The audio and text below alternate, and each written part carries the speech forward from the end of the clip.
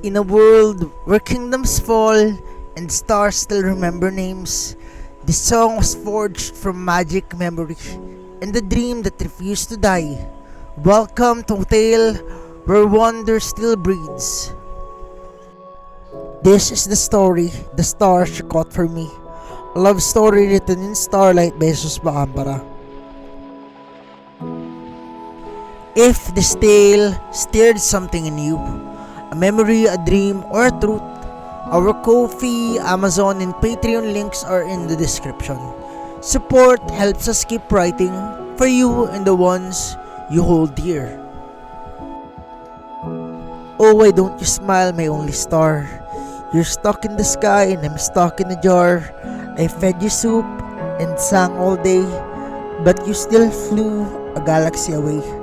Long, long ago, when trolls still tried to be poets and stars occasionally crash-landed into cabbages, there lived a lumpy, frizzy-haired troll named Borkel.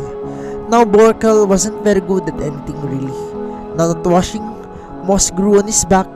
Not at hiding, he once hid behind a glass window, and certainly not at catching stars. But Borkel was in love. Her name was Starlina. She had eyes like comets and hair like the inside of a glitter jar exploded in zero gravity. She lived inconveniently in the sky. Borkel tried everything to reach her. He built a ladder made of spoons. He grew pine cones with love notes attached. He even shouted sweet nothings using a megaphone made from a snail shell and heartbreak. But Starlina never came down. One day, after failing yet again to juggle moonbeams, they kept slipping through his fingers. Borkel gave up. He went to his cave, he cried into his soup, and he sang, "Oh, why don't you smile, my only star?" And something strange happened. Not Starlina, but a little star, barely the size of a potato, fell into his lap with a plop. It blinked twice, then sparkled, then exploded into glitter and vanished. Borkel blinked. He was suddenly covered in light, and he was smiling. The moral: you don't always get the star you wish for, but sometimes you sing just badly enough. One might fall out of pity, and that just might be enough. So if you're listening, Byul whispered, "Thanks for hearing our terrible singing." Yeah, just added, hand over his heart, "Thanks for laughing with us instead at us." And I think you did both, Wheein giggled. Yong only smiled watching the stars, and somewhere, perhaps very far, the troll Borkel sang again, and the little stars smiled back. It was the kind of summer that hummed, where wind chimes swayed without wind, where sunsets bled a little slower across the hills, and every firefly carried a whisper, some wish. No one dared to speak out aloud. Byul stood on a fence post like she was commanding a ship at sea, arms stretched wide, hoodie sleeves flapping like flags of surrender. Her bug net, comically large against her frame, dangled from her shoulder like a forgotten promise. Beneath her stood Jess, leaning against a worn log, watching her with a quiet smile that was part fondness and part question. "I suck at catching bugs," she muttered, the admission breezy, like it didn't matter, and fish don't like me either. "I think the worms whisper to them." Jess chuckled. "Maybe they hear you singing." "You saying my voice scares them off?" "No, I'm saying your voice sounds like stardust and the worms are jealous." She tilted her head, curious and flustered in the same breath, the way she often was around him. "And I'll catch you a star instead," she said suddenly, as if the solution had always been there, buried under all the beetles she couldn't find. He raised an eyebrow. "A star?" "Yeah," she shrugged. "Better than dogs and way more sparkly." Just didn't argue. You didn't argue with Byul when she was the one in charge of her dreamy, half-serious moods. You just let the words and the words settle into the soil of memory and trusted they'd bloom when they were meant to. What Jess didn't know What maybe even Byul didn't yet admit was that those words were more than just whimsy. They were stitched into something old. Back then, when she was 5, barefoot in her grandmother's garden, with a tattered net too big for her hands, she had tried again and again. Fireflies, dragonflies, beetles with wings like glass. She each attempted, and it ended the same. The net slicing through air, the bug floating away like it pitied her. Her cousins teased her. Even the old man next door said, "Maybe catching things isn't for you, little moon." So she sat down on the grass, looked up at the stars that didn't run, and whispered into the sky, "Then I'll catch one of you someday. You don't fly away." She had meant it, and some stars, it turns out, remembers promises. Weeks passed. Rain draped over roofs like lullabies. School days blurred into warm nights. Under the broken treehouse where they sometimes sat with Yong, listening to her hum absent-mindedly while sketching things she never let anyone else see. Sometimes Wheein joined, bringing snacks, forgetting it. And through it all, Byul never caught a single firefly, not even when they blinked inches from her nose. And then one evening she vanished. Not forever, just long enough to be missed. Just found himself at the hilltop where they used to share stories under the burnt orange sky. The place they once imagined was high enough to touch the edge of the universe. He waited with that familiar stillness in his chest, unsure whether it was loneliness or anticipation. Byul returned 2 days later. No warning, just walked into the meadow at dusk like she hadn't missed a bit. Her hair smelled of wood smoke and starlight. Her fingers clutched something close to her chest. "I caught it," she said simply. "Caught what?" Jess said. And then she opened her hand. It was a pendant, small, silver, and imperfect, shaped like a 5-pointed star as if drawn by a child and forged by dreams. It shimmered faintly, not like polished metal, but like something alive, humming quietly in its sleep. Just stepped closer. "Where?" "It heard me," she whispered. "I prayed one night and said, 'If you're real, come down. I've got someone I want to give you to.'" She stood and looked up at him, eyes so soft it almost hurt. And it fell, landed right near the river bend, where we first tried fishing and caught nothing but leeches. He touched the pendant with the edge of his thumb.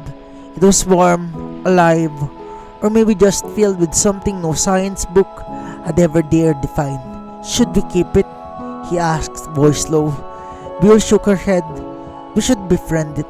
So they did. They wore the pendant between them, passing it from pocket to pocket like a shared secret. Yong soon looped the thread around it and said, "Stars are people too, that's why they blinked." We named it Dot, because it's a dot in the sky and a dot in your heart. One rainy afternoon when the world smelled like wet grass and old lullabies, the 4 of them gathered in the meadow under a fraying patchwork tarp. Just held the corners down while Wheein tried and failed to light a candle.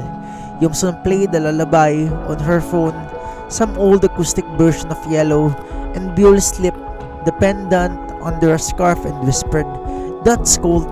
Let's sing it to keep it warm." So they did, wrapped in blankets, boots off, the rain soft drumming above them.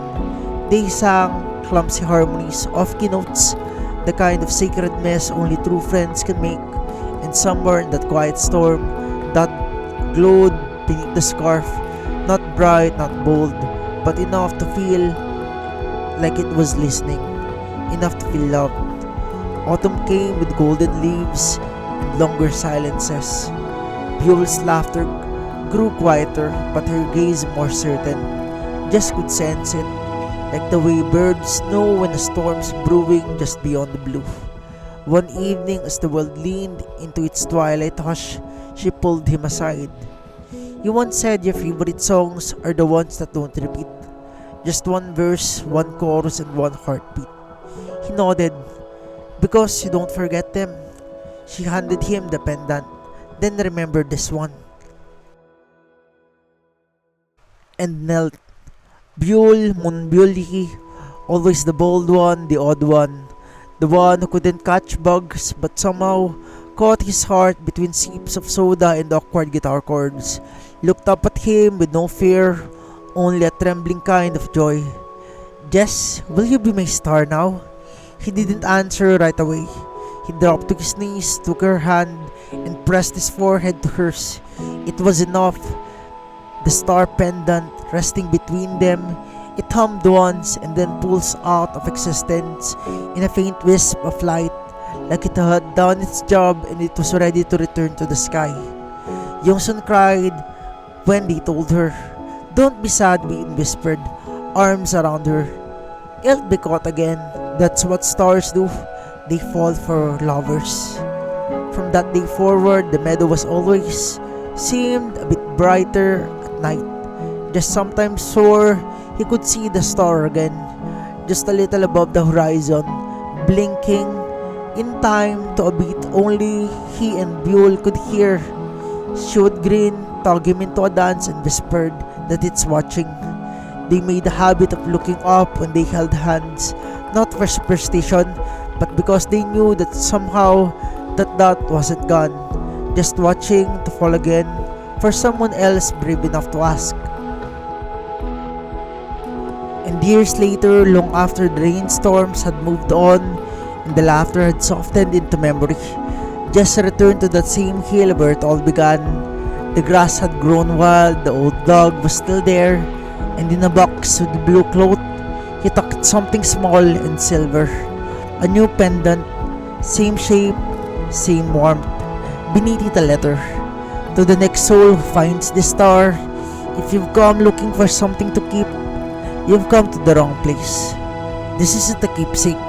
It's a companion, a friend, a memory with wings. You don't catch a star, you speak to it, you sing to it, you offer your truest self, and if you're lucky, it stays for a while.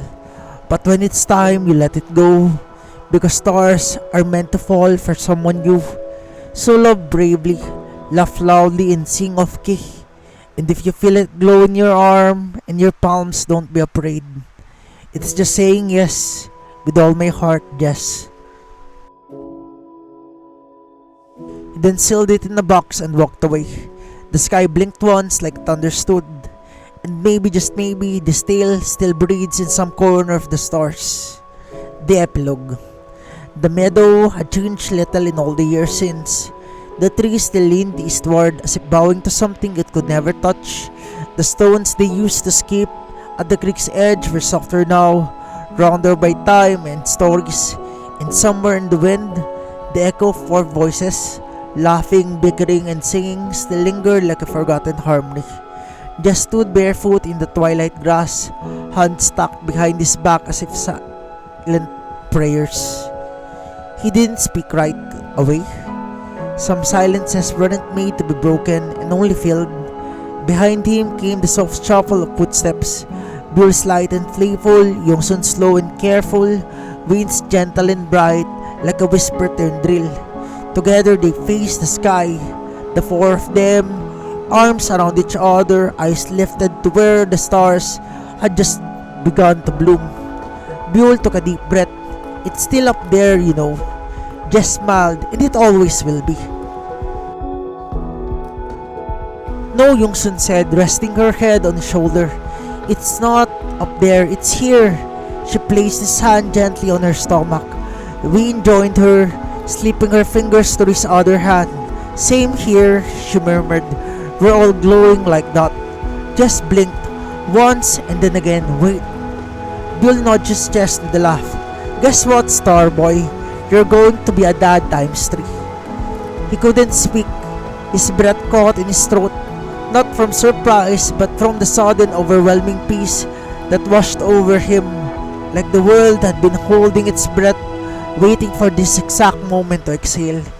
They sat down together, the four of them in a ring of blankets, arms tangled, cheeks warm from laughter and tears. The meadow listened, the stars above blinked like they knew the secret already. Wheein leaned back, balancing an acoustic guitar on her knee. Let's sing to it, just once more for old time's sake. So they sang. Not for the pendant, not for that or the past, or even the dream that they all carried inside them. They sang because joy had to go somewhere, and the stars, old friends that they were always welcome songs. After all, the last chord faded. Just leaned down beside the small wooden box they had buried years ago, now dug up just for this occasion. He whispered into the soil, "Thank you. You brought her courage. You brought us together. You lit up our sky even when we forgot how to look up." Bill placed a single petal atop the box. Yong's wounds added a folded note. Nothing more than a word. Someday, Wheein gently dropped a strand of a thread, red like the one that had once tied Dot to her heart. They stood again, hand in hand. When they're born, Jess said softly, "We'll name them after you." Byul nodded. Dot, Nova, Solin, maybe even Cosmo if one of them finds and ends up wild like Wheein.